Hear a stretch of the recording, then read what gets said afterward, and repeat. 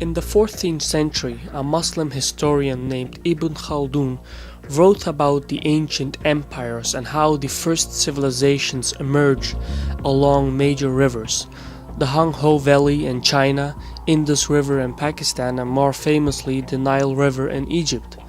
The historian wrote how these rivers allowed easy access to trade and commerce, and from there grew into major cities and then to civilizations. But more interestingly, Ibn Khaldun wrote about the pattern of history. Farmers would build irrigation systems supporting villages and towns. Later on, some warrior would bring these towns under his rule and form a united political entity, like a kingdom or an empire. Then a tribe of nomads would come along and conquer this kingdom and seize all the holdings and settle in their place and further expand the new empire. As time went by, the nomads would assimilate and become soft city dwellers, exactly the kind of people they had conquered before. And at this point, another tribe of nomads would come along and conquer them and take their empire. Conquest, consolidation, expansion, degeneration, and conquest. This was the pattern Ibn Khaldun wrote about.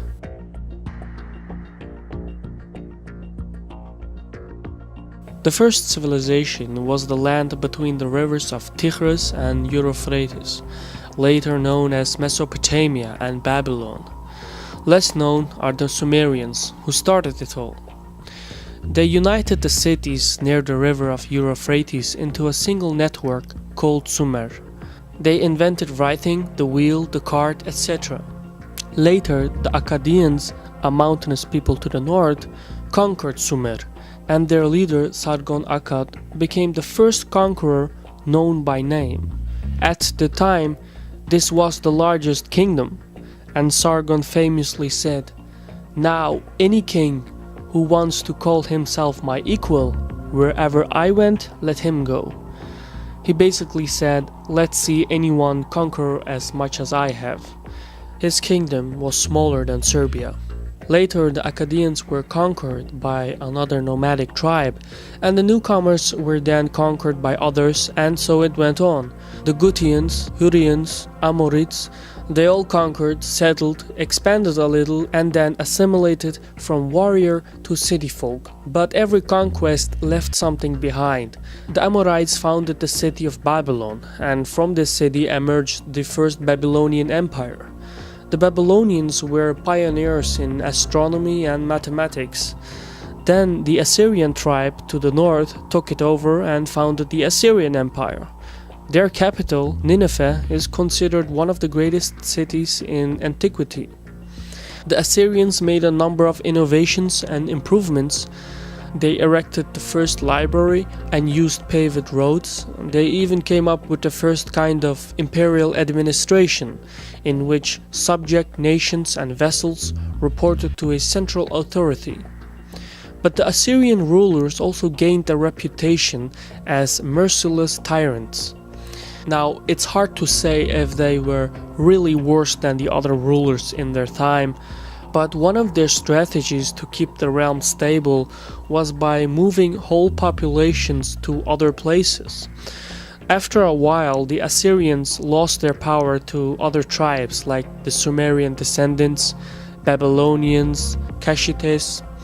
These tribes fought each other for about 2 centuries until the Assyrians came back and re-established their empire and returned to their divide and rule strategy.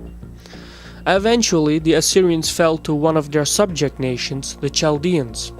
They rebuilt the Second Babylonian Empire, and they're well known for their achievements in astronomy, medicine, architecture, and mathematics. In fact, it was the Chaldeans who built the Hanging Gardens of Babylon, one of the ancient 7 world wonders. But the Chaldeans followed the same strategy as the Assyrians had, by uprooting whole populations in order to divide and rule. It was the Chaldean king of Babylonia, Nebuchadnezzar, who first smashed Jerusalem and dragged the Hebrews into captivity. Then came the invasion by the highland people to the east, the Persians and the Medes. the Babylonians were defeated and their infrastructure and political system was used to found the Persian Empire. The Persian Emperor Cyrus the Great had conquered the known world. His realm extended from the Nile to the Indus River. But the Persians are best known for their political reforms. They followed the opposite strategy of the Assyrians. They set the Hebrews free from captivity and resettled populations to their native lands. The Persians pursued a policy of multiculturalism. People were allowed to live however they saw fit and worship whatever gods they wanted, as long as they paid their taxes to the central authority. They issued a common currency and built a vast network of roads throughout the empire. The Persian libraries were so large that there is in fact more information about this period 3000 years ago than there is in Europe 1200 years ago. The Persian Empire also had its own unique religion. Zoroastrianism was founded in the region of Azerbaijan, meaning the land of fire. Zoroastrianism is often misunderstood for fire worshipping, but the fire is a mere symbol for purity. The Zoroastrians basically believed in good and evil, and there was a hell and there was a hell. It was one of the earliest monotheistic religions. In the later era of the Persian Empire, they came in contact with the Greeks. The Greeks supported revolts in the Persian Empire, and this provoked the Persian Emperor Darius to punish the Greeks. Darius formed one of the largest armies ever, but the size was more a liability than an advantage. There was no real effective way to direct so many men at such a distance. In the end, it was the Greeks who taught the Persians a lesson, but the lesson was quickly forgotten. Darius' son, Xerxes, decided to avenge his father by going after the Greeks again. This is the war that involved the famous 300 Spartans. Darius repeated his father's mistake and lost the war. 150 years later, Alexander of Macedonia took the battle the other way. He crippled the Persian army and quickly conquered all of Persia and thereby effectively conquered the known world. Alexander left a controversial mark. Cities that had surrendered to him were left unharmed, but cities that resisted were pillaged. When he had conquered the Persian capital and the palace, he burned it to the ground. Now this was one of the most prestigious buildings in the world.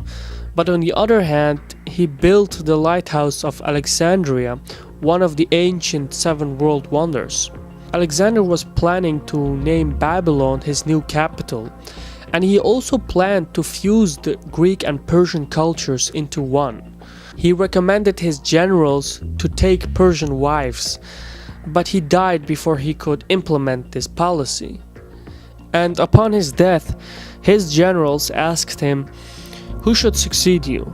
Alexander replied, "The strongest." His empire broke in pieces among the Greek generals controlling it. Then the Greeks fought each other. Eventually, the kingdoms weakened and the Greek influence diminished. Persian identity resurfaced and another empire was formed, Parthia. They didn't exactly occupy the same size as the earlier Persian Empire, but the Parthians used the existing political structure and established an empire. They later on assimilated into the Persian language, and over time they became Persians. The Parthians made no significant contribution to art and culture, simply because they didn't care for it. The Parthians were, after all, a nomadic warrior people, but what they lacked in culture, they made up in warfare. They were the first to use cataphracts, a knight in full metal armor riding an armored horse. This would later on influence the Roman Empire's horsemen, and from there, European feudal knights. But the Parthians also used light cavalry who would pretend to flee in the middle of a battle. This tricked the other army to break rank and chase after them. Then the Parthian horsemen would suddenly turn wheel around and fire into their disorganized opponents. This would later be called the Parthian shot. They used these tactics and battled the Roman Empire to a standstill. When Christianity started to spread, the Parthians didn't care. because they favored Zoroastrianism. In the 3rd century, a provincial rebel overthrew the last of the Parthians and founded the Sassanid dynasty, and they too quickly expanded and occupied the same territory as the Parthians had. The Sassanids reformed the empire and erased the last traces of Greek influence. They built enormous monuments, buildings, and cities. Zoroastrianism became the official religion. In the same era, the Roman Empire was falling apart. The Roman emperor split the empire in two for administrative purposes, but all the wealth was in the east. And when the Germanic tribes moved into the western parts of the empire, the government shrank, law and order broke down, trade decayed, and eventually the western part of the Roman Empire collapsed and Europe entered the Dark Ages. But the eastern part of the Roman Empire still lived on. However, the identity between Roman and Greek was so vague that historians gave it a new name, the Byzantine Empire. The Byzantinians kept the Roman culture, but didn't approve on it. For example, most people can name Roman and Greek poets and philosophists like Plato, Aristotle, Julius Caesar, Augustus, etc. But few people can name 2 Byzantine poets. This empire lasted more than 1,000 years, but few people can name 5 events that took place in the empire. Still, Byzantine was a superpower back then, the other being the Persian Empire. They fought each other in multiple wars, which generally ended in a stalemate. But both these empires neglected the developments to their southern neighbors, the Arabian Peninsula, which was about to awaken. This was a Caspian report by me, Shirvan. Thank you for watching. Sağ ol.